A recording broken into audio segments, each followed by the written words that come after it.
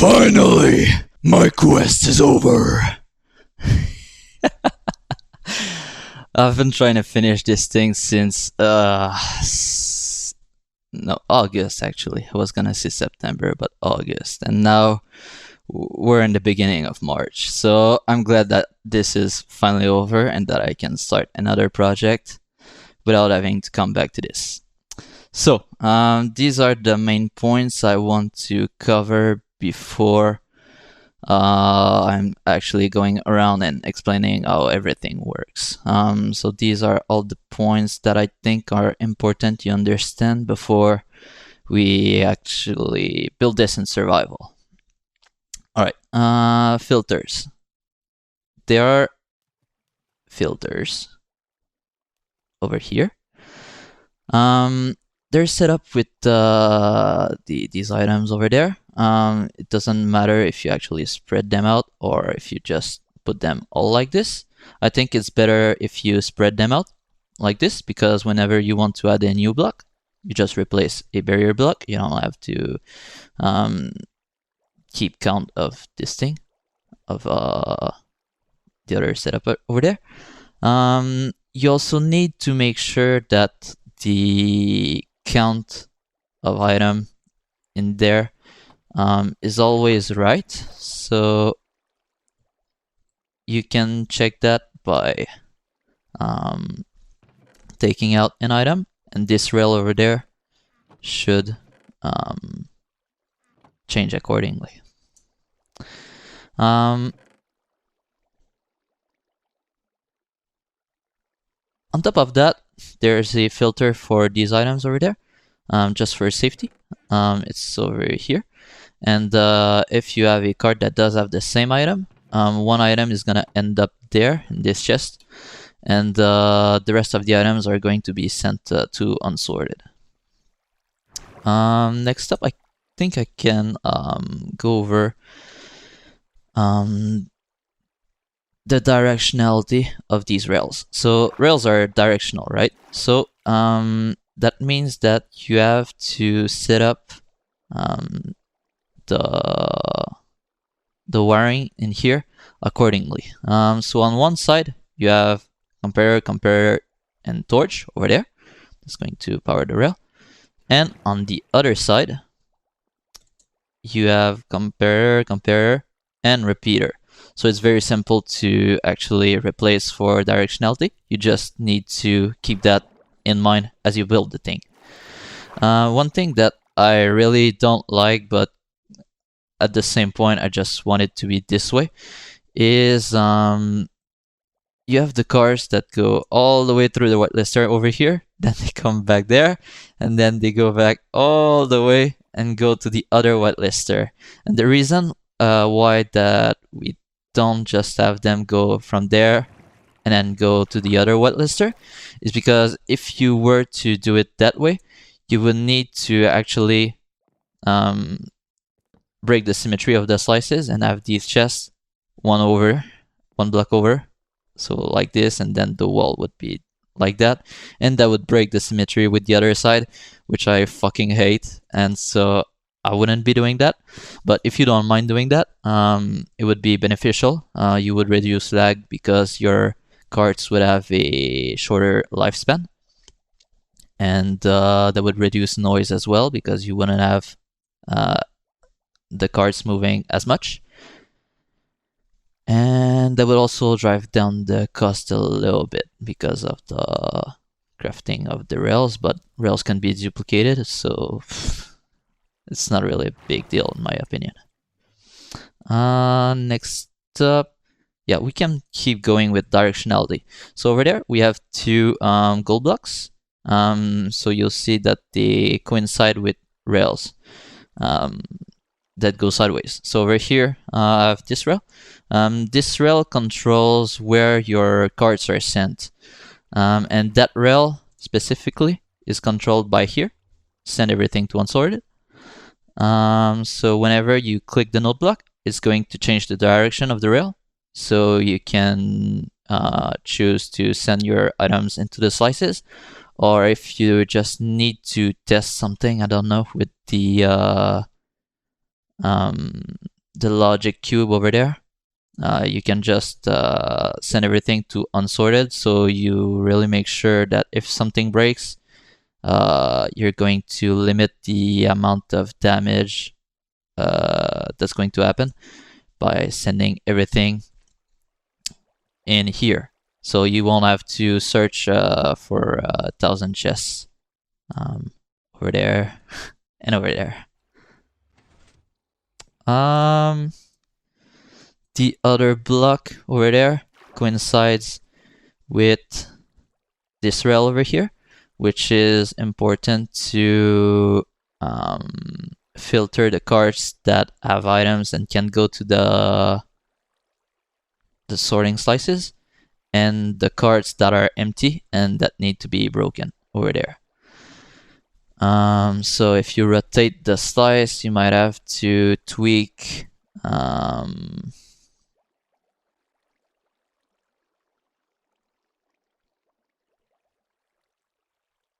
yeah, you might have to change the thing over there. So you would, I don't know, you would use like a torch over here, and then you do this, I think.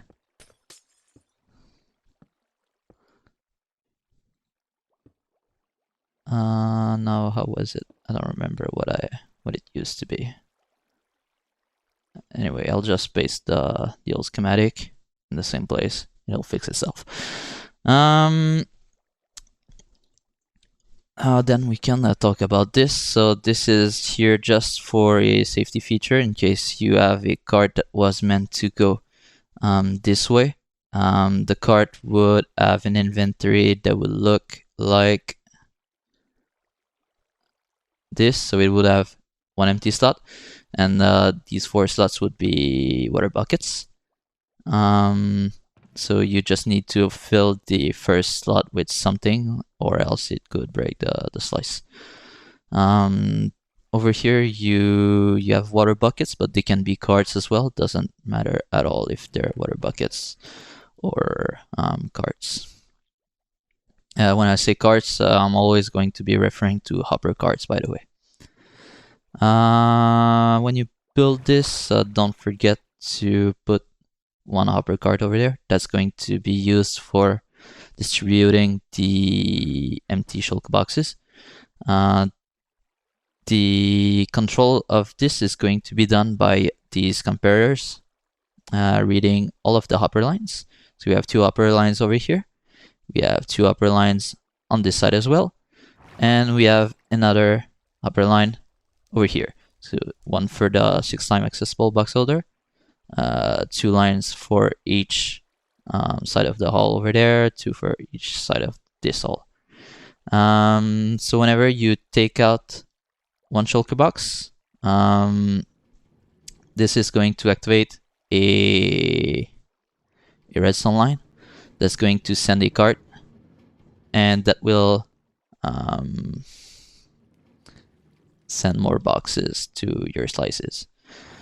This is uncommon like this because I really fucking hate having to hear the cart always making rounds when there's not even a need for it to be moving around. Which then leads me to this over there. There's this water stream that's just meant to redirect the cart this way, but then when it comes back, the water is not going to have any effect on this thing.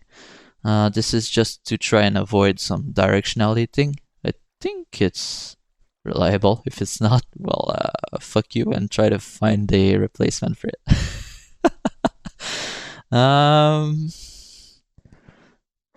Next, buffering. Okay. So as I demonstrated in the video on the main channel, Potato Craft, when you have a chest that's completely filled over here, you're going to end up with some backfill of items over here. don't mind the noise. This is just because the slice is currently locked. That's not going to happen when you actually use a slice. But you would end up with items over there. So this is how you can tell the system that it's actually sorting. So when it's sorting, you don't have this clock. And if I do put the chest, the items go in the chest. And when they can't go in the chest, well, they just wait in there. And at some point, when the items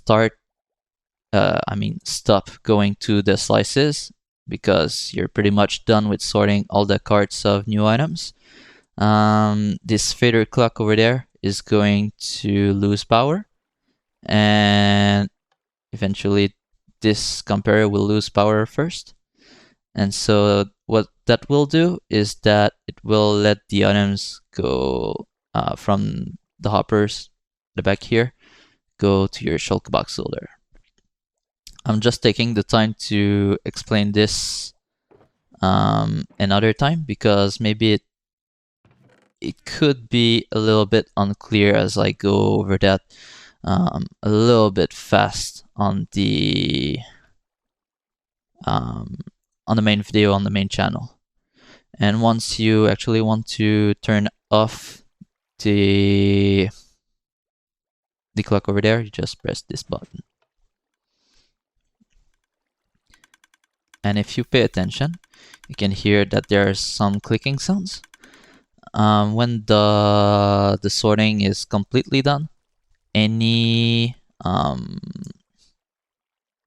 shulker boxes that were full in these droppers would go to the chest for full boxes if you have room. If you don't have room, well, they're still gonna get stuck in there. In the 100% hopper locked slice, we'll lock the hopper over there. But on the shulker box slice, which has the manual box ejection, you have to leave this hopper unpowered so you can actually use the how do you call that? The manual box ejection. So this is the old box.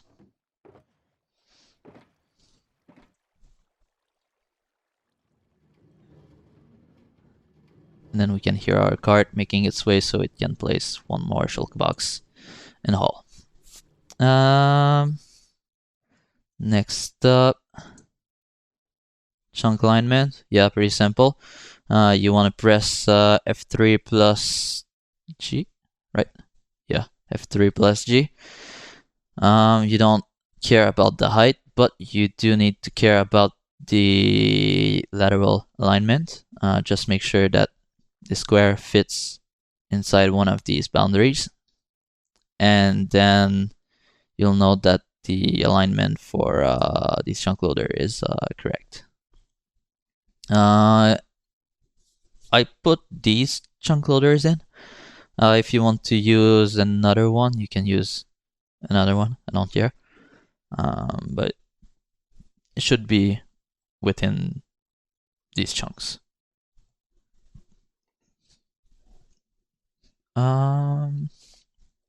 For the chunk loaders, there's this player detector as well.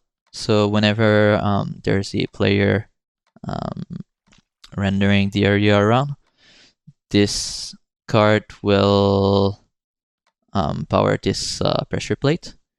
But if there's no player around, for some reason the card doesn't actually collide with the pressure plate. So it's gonna run this fader clock for about 5 minutes, and then it's going to disable the chunk loading. So basically, whenever you're here, the chunk loading will be active because of this part. And whenever the storage is active, it's going to also keep this piston powered, which will keep the chunk loaders active. Only when you're not around and the storage is not running, will the chunk loaders be inactive. Then manual box ejection, I just went over that. Unstackables based, what? Godzilla is stroke reading this and fucking died moment. Unstackable based is sorting check. Okay. It makes sense again, but the spelling just grammatically doesn't make sense, right? Yeah, so over here, our cards are set up like this, and then your sorted item would have 63 at max. And well, they're going to the slice like this, and they're going straight into the card stacker over here like this. We don't actually remove anything from the card before it goes there, which is what most card-based multi-item sorters do. But in this one, instead, Mooney made a design that I preferred to the old one because there's less inventory to manage. It just uses an unstackable sorter, which means that our items go into the slice and we end up with the water buckets and the hopper cart sent to a hopper line under here. And that hopper line will go to this big cube of logic. So basically, the cube over here really manages the whole sorting of this whole thing. These slices are pretty dumb compared to the cube. The cube really says to everything where it should go.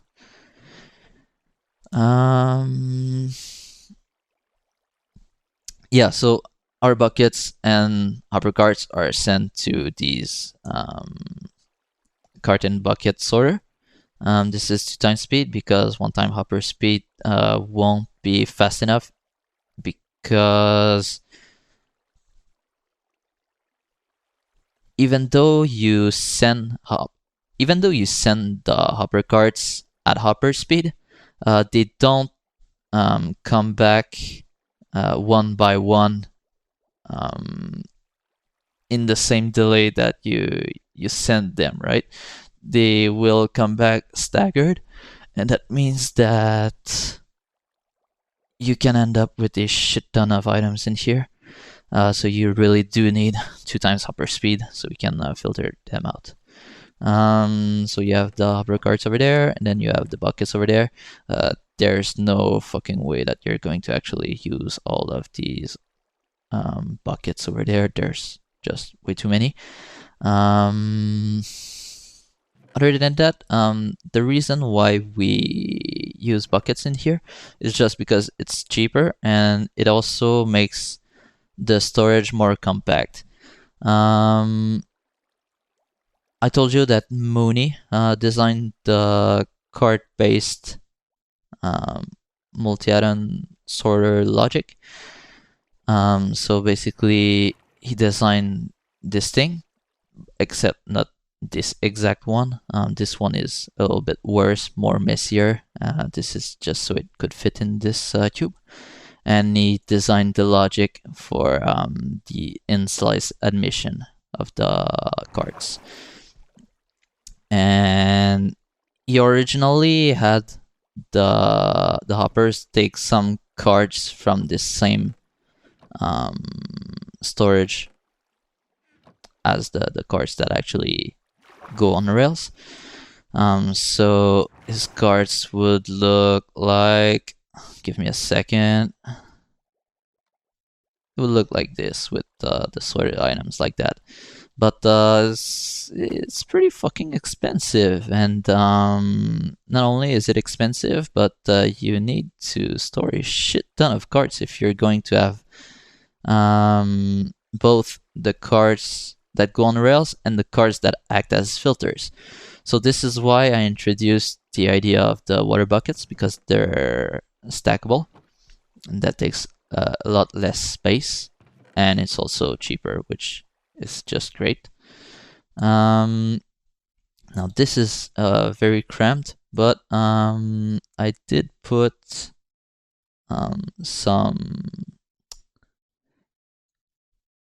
designs over here. These are not actually reliable to use in like they're not reliable by themselves because of the clock.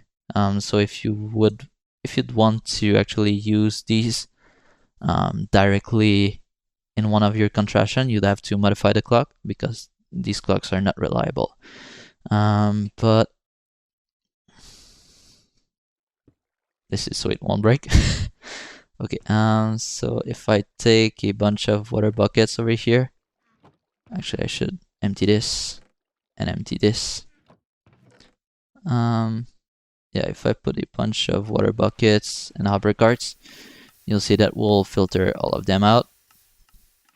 And in this one, whenever you put some empty buckets, it's just going to fill up a bunch of water buckets. Very simple stuff. I think we were done with this thing, right? Yeah, so I guess we can just go over all of the steps involved. There are quite a lot. So first of all, you have I'm going to send everything to unsorted so I don't have to deal with a bunch of bullshit after that. So you input your items in shulker boxes and everything. The box unloader is going to send your items over this pressure plate, which will then start the dispensing of the carts. The items then go through the gate over here. Since these are stackable items, they're going to go up to be sorted, except now they're going to unsorted because I selected unsorted. So I guess because they're going to unsorted, let's check this out. So they're going to go over here. They're going to go into this cart stacker because this whole process over here is going to be a little too slow to actually manage the carts at full speed. So they're going to sit in here, be slowed down a little bit. Over here we separate the cart from the water buckets inside as well as the items. And then over here with the alignment that came from the CartMIS V1 published on YouTube by Rapscallion, you're going to take one item. One stack of item. We should really send more items so we can actually see this thing going. Let's do this. And let me start by putting a few. So as your cards go, they can only pick up one stack of item. Then you have this hopper that's going to take out one item. It's going to check if it's a stackable or a non-stackable. And the stackable items are sent to the shulker box loader. And the unstackables are all going to be water buckets. So they're going to be sent back to the logic over there. Now I just realized that I didn't explain all the thing I needed to explain with the unstackables. When the unstackables are sent over here, we always send a pulse to this fader clock over here, and this is how we actually know when we're sorting items or when we're not. Because whenever we're sorting items, we always are going to get back some water buckets and hopper carts. So this is how we know that we're sorting items. So when everything is sorted and everything is sitting in hoppers waiting to do something, this hopper clock will fade until it comes to 0, and this is how we detect when we need to empty the hoppers into the shulker box loaders and when we can hopper lock the slices. Speaking of hopper locking, the hopper locking is only really made for the slices themselves. I didn't bother to do any hopper locking for any of the logic over here. Neither for the chest walls over there. And in my opinion, hopper locking is pretty overrated anyway. So over here we can see the carts are all sorting the items from the carts. I mean, from the water buckets, sorry. So over here you have your rails. Now we're getting only buckets, some rails. Most of the time when you are when you have items in this box holder, they're going to run one or two sides of this hopper collection, which means you're running this at 2 to 4 times hopper speed usually, but it can handle 6 times hopper speed.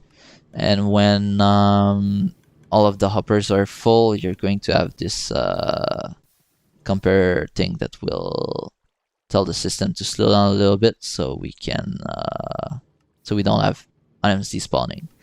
That goes to here, the card stacker. Now let's talk about unstackables. Unstackables are going to make their way through this, but they're going to be removed from the cards. So when the cards come in here, they're going to be empty. And you can see over here we have our cards sent to the unstackables line. Unstackable lines look like this, and then you have these little glass panes over there. Because we just use the same water stream as the full shulk boxes, the overflow protection. But with the alignment, we can separate the unstackable from the boxes that come from here. So whenever you have shulk boxes that come here, they're going to go like this, and then they're going to go all the way here into your chest wall. Oh, since we're here, this box holder, you can actually manually eject the shulk box by placing an item in here. I think that's a nice feature, so that's why I put a trapdoor there for you to actually be able to manually eject shulk boxes. It just happened that there were only 2 more rails as I ejected. I was kind of scared that something broke, but no, everything's fine. Which I can talk about testing.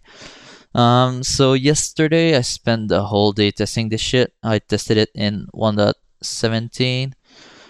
I tested it in 1.19 and 1.21. 1.17 has an issue with the drop full cart mod, because you can't actually do cart eating vanilla in the 1.17, and since I'm running 1.17, you can see it here. Well, I had to use the drop full cart.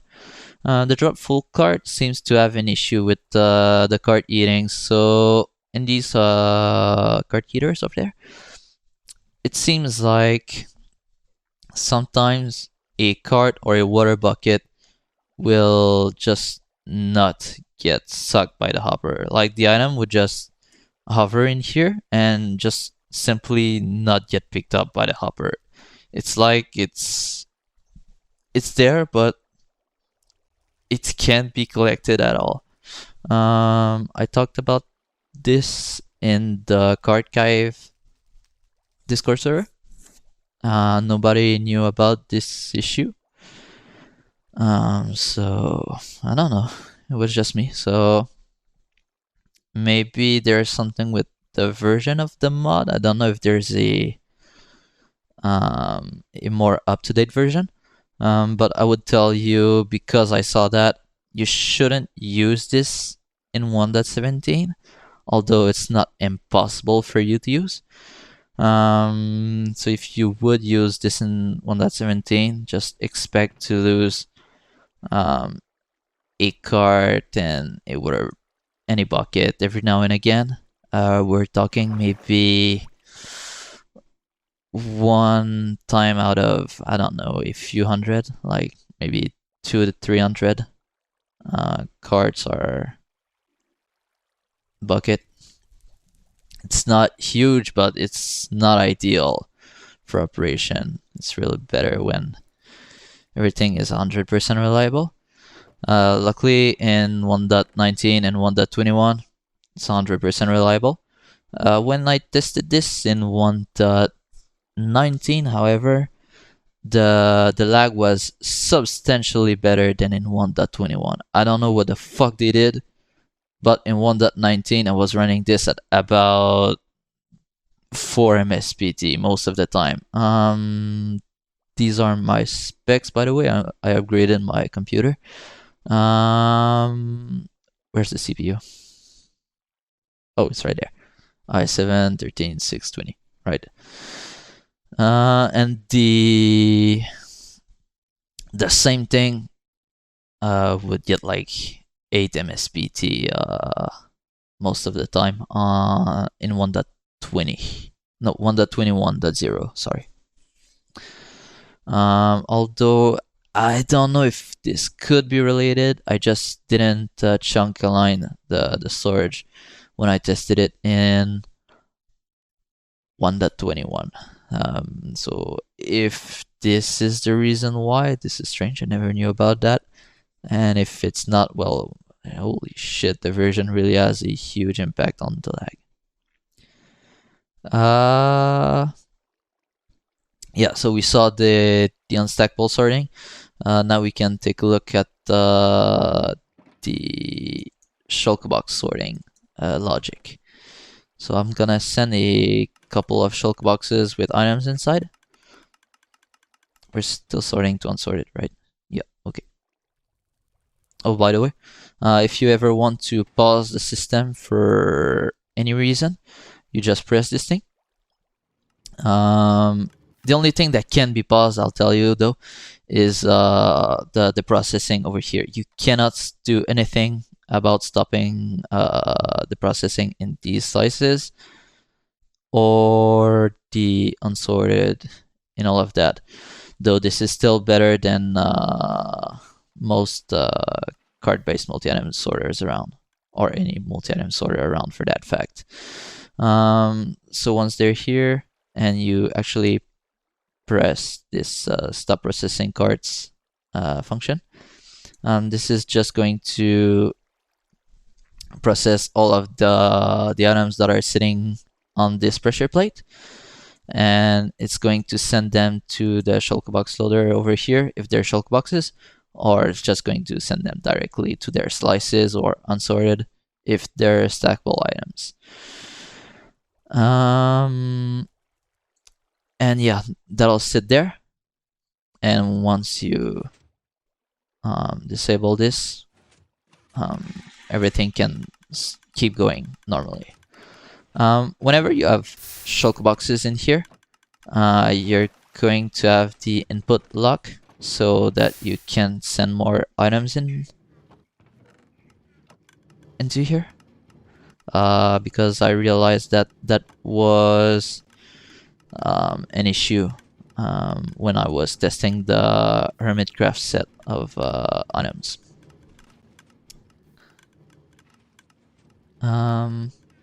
So yeah, when you run out of items in here, this is going to unlock the shulk box unloader over here, which will let 1 or 2 shulk boxes unload more items depending on the batch size of items inside these shulk boxes.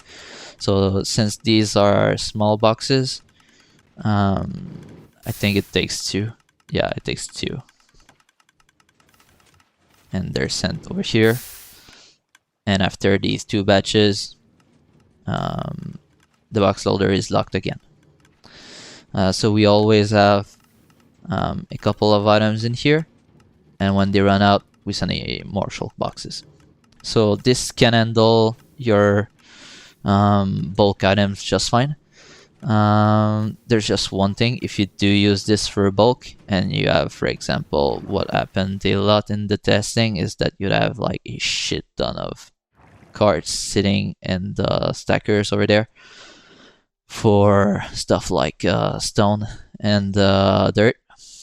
So you would have, like, in the current configuration with that many carts, you'll have about 150 carts going around maximum.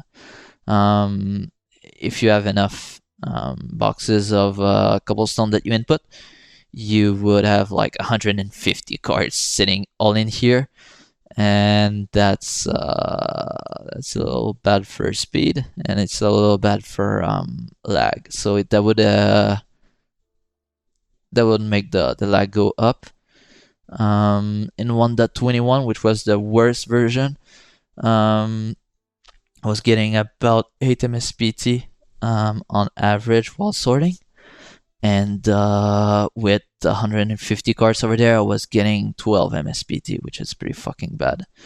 But if the MSPT is really an issue for you, all you have to do to mitigate that is just go to these chests and just remove a bunch of cards. This hopper, that's a comparer. This comparer over here checks the amount of cards that are sitting in this chest, and whenever you run out of cards in here, it's going to tell the system, stop processing cards. We just process this, and then we go on pause, and until you have more hopper cards that are sent back into this chest, the processing cube over there will be on pause.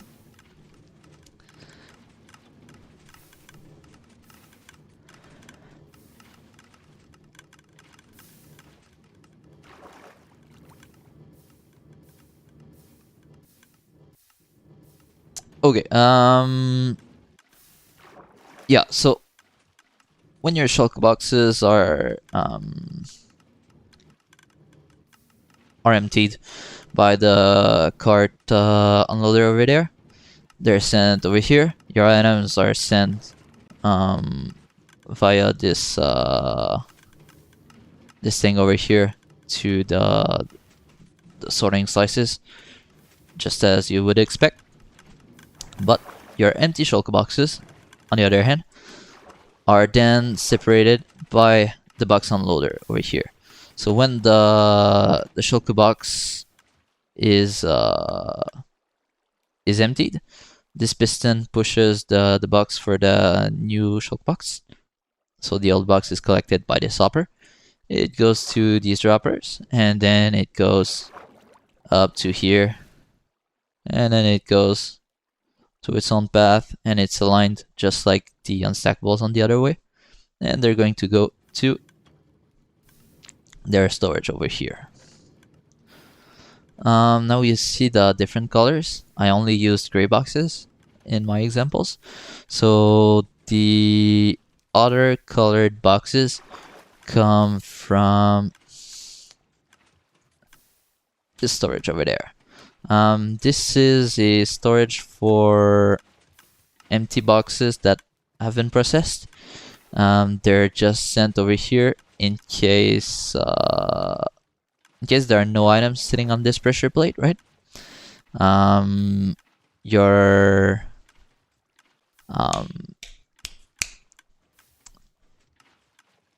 upper carts will have one empty slot, and they're just going to pick up one shulk box with that empty slot. Go over there. The shulk box is going to be removed, and the cart will be sent directly over here to be heated and sent back into the storage. But just in case that fails, that's why we have these water buckets over here. So that concludes the shuttle box's processing. Is there anything else? I guess I can go a little bit over this. So I've put all of the major component making this whole storage in here. So you have the player detector, chunk loader. You have this is Mango's long fader clock. All of these contraption may have been rewired by a little bit or by quite much in this whole thing for reliability issues, and so it could be compacted. And by the way, this is Mooney's original design for the card gate. Looks much better than mine. This is some water buckets and hopper cart stuff. This is the box unloader. Yeah, this one's up to date. And then you have the input. It's looking that way, by the way, in the original thing.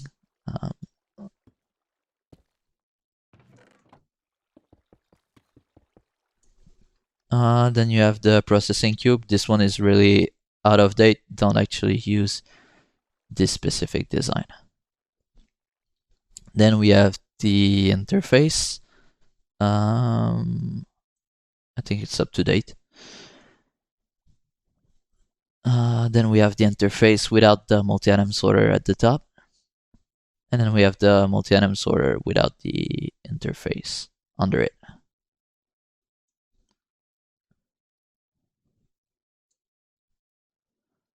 Over here we have the filter checker. When your cart is here and it runs the same items that you put in your slice, so you would have like this, any water buckets, they would get sent on this other line over there. This is the part that quickly come. Voyons tabarnak, c'est bien compliqué. That's the part that quickly filters out the stackable items from the unstackables when they go to unsorted. That's the 6-time accessible shulk box holder. Yeah, I did update it. When you actually want to use this thing, do this. Don't embarrass me. Here you have the interface without all of the actual interface, so it's just wiring. So you can customize it the way you want. In the video, I showed a bunch of different examples. I think this one's ugly, but maybe you can see more potential that I can see with this kind of shape. You can do maybe something like this. These node blocks can do the same thing as having a button located there. Might be better looking depending on your own preferences. You could have something like this. I don't know.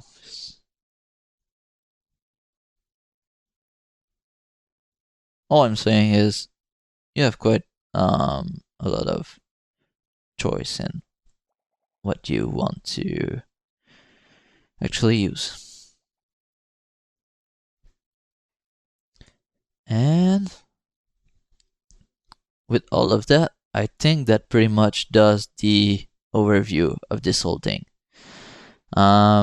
If you do run into any issues whatsoever, let me know. If there is an issue that I haven't seen despite all of the testing done, I want to fix it so I can